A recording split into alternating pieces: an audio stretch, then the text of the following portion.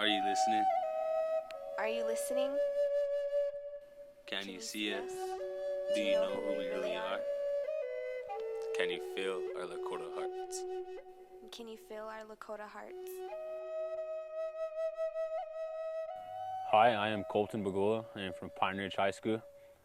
My family are Corwin Bagola, son of Antonia Littlehawk and Fred Bagola. My mother is Michelle Clifford, daughter of Daniel Clifford and Bernadette Clifford. I got an Indian name. It is Wambli Magatia Hokshila, meaning High Eagle Boy. My community is Pine Ridge, coming from Oglala Sioux. Hi, my name is Josie Eagleboy, and I go to Pine Ridge School. I'm a junior. I'm 17 years old. My name is Alexandra Marie Pilcher. I am 17 years old, and I'm a junior at Pine Ridge High School. I am Lacey Puyer. I am 18 years old. I come from Pine Ridge, South Dakota. I am a member of the Oglala Sioux tribe. My parents are Darla Shangru and Sid Puyer. My maternal grandparents are Ethlyn and Calvin Shangru, and my paternal grandparents are Margaret Puyam and Eugene Puyer. Hi, my name is Adam James Waters. My Indian name is Tate Dopa, Four Winds, because I run my mom everywhere. My mom is Eileen Janice, and I have a brother. His name is Robert Waters. I come from Pine Ridge community.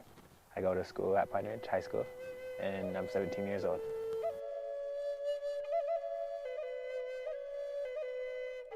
The biggest challenge, I think, is bringing back the Lakota life in our town. I think the biggest challenge is depression, simply because there's a lot of it around here, and we've been dealing with it for so long. Suicide is a big problem. Suicide isn't good at all.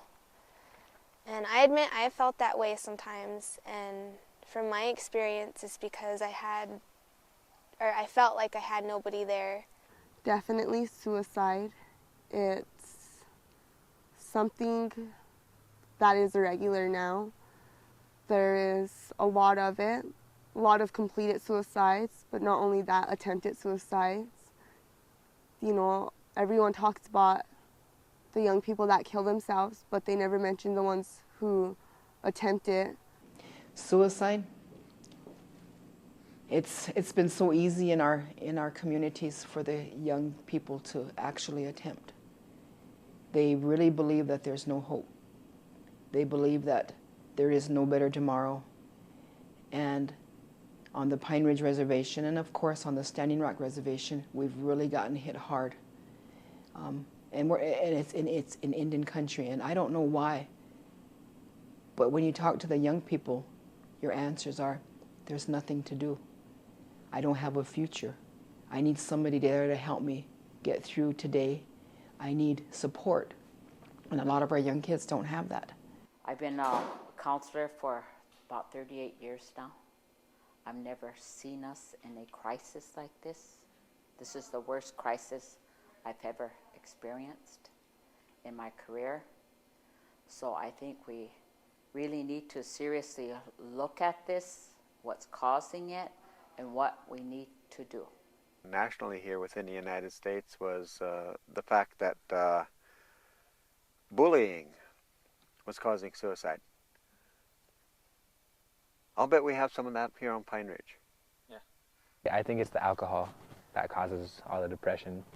It amplifies their emotions by 10. So if they're feeling bad and they drink, then it just makes it worse. And they don't have anywhere to go. They don't have a good background, a good positive place to go.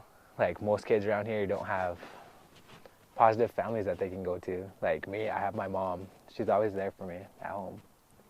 Not everyone has that. A lot of time it's personal problems, you know. It's problems they have maybe with schooling. It could be problems at home with their family. It could be a relationship. There's numerous things that play a part of it. The people who feel down or feel suicidal, maybe they're too scared to say something, or maybe they're ashamed that they feel that way, which is why most kids probably pretend like they're not when they really do feel depressed. And maybe it's because, like I said, they don't feel like they have anybody to run to and they're all alone. Drinking and this and that, doing drugs is, it's just bad. It's just always going to set you back. You're going to move forward if you start doing good things. You get stopped and you get pushed back, then you start feeling sad and down and hopeless. It looks hopeless to young people when they look around.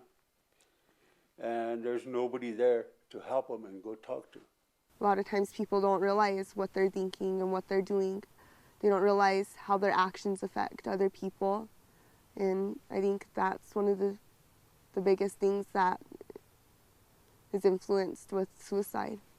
I think it's the apathy of our people who see that there's so many issues that adversely and negatively affect our young people, yet they don't want to be a part of the solution, which allows the problem to continue.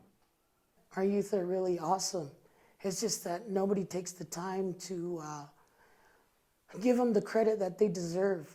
I think they're strong. I think they're survivors. And I really like being around them. Most of the children, the young ages coming up into teenage life, don't really seem like they care a lot about the Lakota life, the ways. Most of them are out there just trying to be about themselves. I don't think most of them really care to talk to the elders and learn to talk to the wise people, try to get information about the background where they're coming from. There's a community gap between every generation. People who are older than me will not talk to me unless I go to them. And then they will not sit down and talk to me. They'll get after me. And our generation, we learned that, so we're doing the same thing to our young people, and we need to change.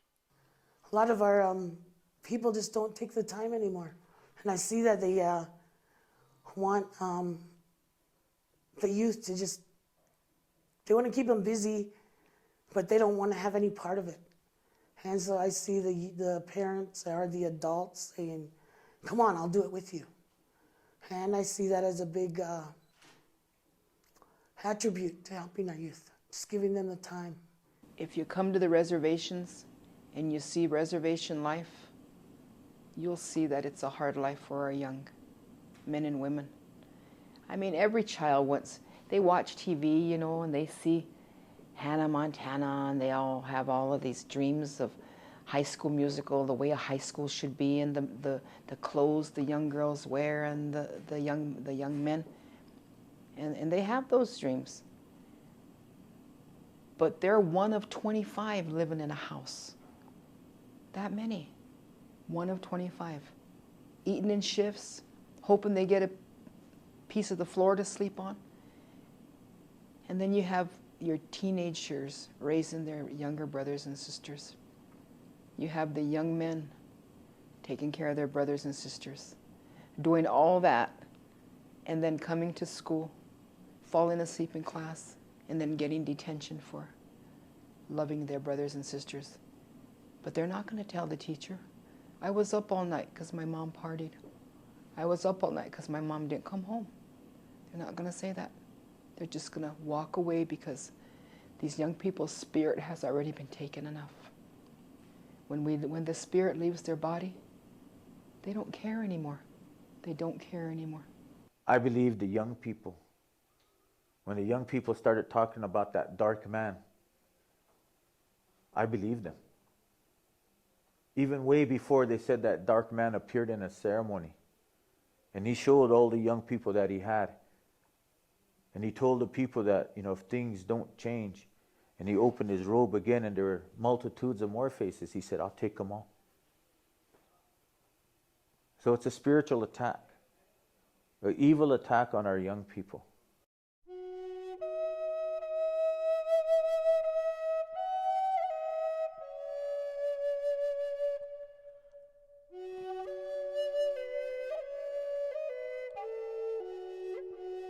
My dream for the community would be that we can all come together instead of being so hateful towards each other. We can all just come together and make Pine Ridge a better place for the younger ones, the ones who still don't know what to do with their lives. They're still learning because they're so young. But we the youth and our elders, we all need to come together and show all the younger ones that there can be a better road for us. My dream would be for every one of them to get out of this cycle of poverty, the cycle of low self-worth, and to be able to function in both worlds, the Indian world and the white world. We, as Lakota people, have to walk in two worlds, in the same way with the young people. They need to be able to survive in both worlds. So they need to have that knowledge in that outside world. And they need to have the wisdom in our Lakota culture. They need to be able to make their needs known in both worlds. And that's where that education comes in. I would like to see all the younger generations out there come up and not do the bad things that are out there, not go down the wrong path. I would like to see them accomplish what they want to do in life. They want to play football, go for the right choices in football, basketball, baseball, running. I'd like to see them accomplish it, set a record or set a good goal for themselves to accomplish it. Go to college. I like to see our younger ones come together as one. We need to come together as a community to be one with each other, to have self-respect and respect for others, to be together as a community. The Lakota Oyate telling the people, you have to come together. Not just one person, we all have to come together for the sacredness. Our children are sacred, our Wakainja, the children are sacred. And if we want to help them, we have to do it together. Probably the best way we can do that is getting, like I said, getting to know who we are as a people and as an individual. Going back to what helped them survive, which is unity, trust, belief in our ways, our ceremonies, belief in the wisdom that we have. If we can do that, or if the young people can learn that, I believe that they're going to survive as a tribe. We have to, first of all, go back into ceremonies, go to sundances. Sundancing, I think, is very big because it shows sacrifice. You sacrifice yourself, without eating, without drinking, being in the hot sun all day to pray for the ones you love. I think, that's very important there. And I would like to see more of the younger generation start talking to the elders, start learning now while they're here. Start talking to them and realizing what's wise and what's not wise. I think that if we just start being more respectful and listening to the elders, and just if they take away the alcohol and all the drugs and all the negatives in our community, like this right here.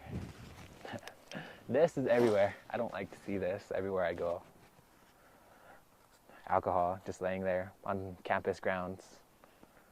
See, we need to clean this up.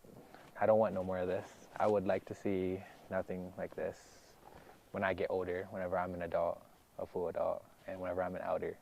I'd like to see everything cleaned up. If you can stand up among people and say, "Ma Lakota yelo," I am a Lakota, then as a young person, you will be more focused. You'll be more ready to face the world. That is knowing who you are, getting your knowledge and your wisdom together to work as one.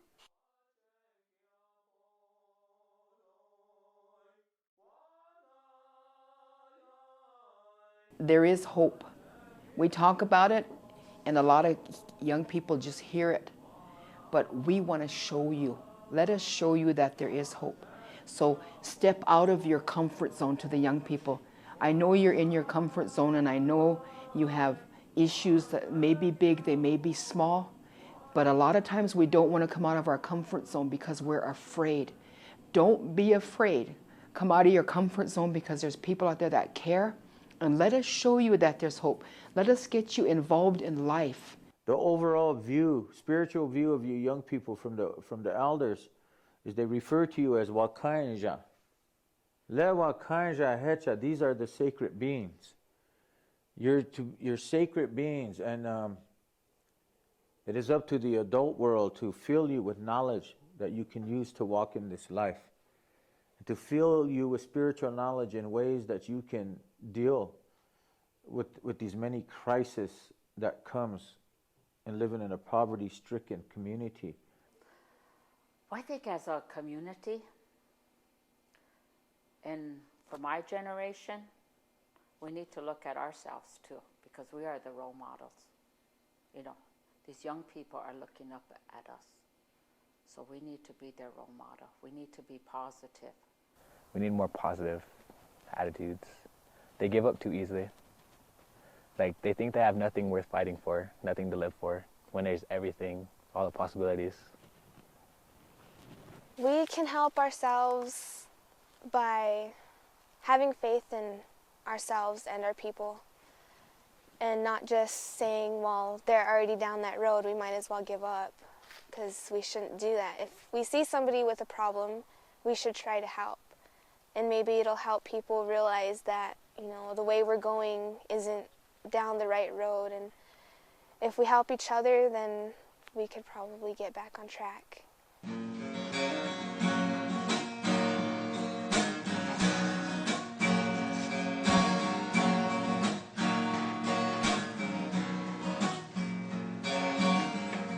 young man walking with his head hanging down, trying to find a job, but it's so hard to do. He's been struggling for most of his life. When you're born on the rest, you don't stay young long. Oh, oh, oh, it's a hard life. Hey, oh, hard life. A young woman crying in the middle of the night, trying to feed a baby with no dad.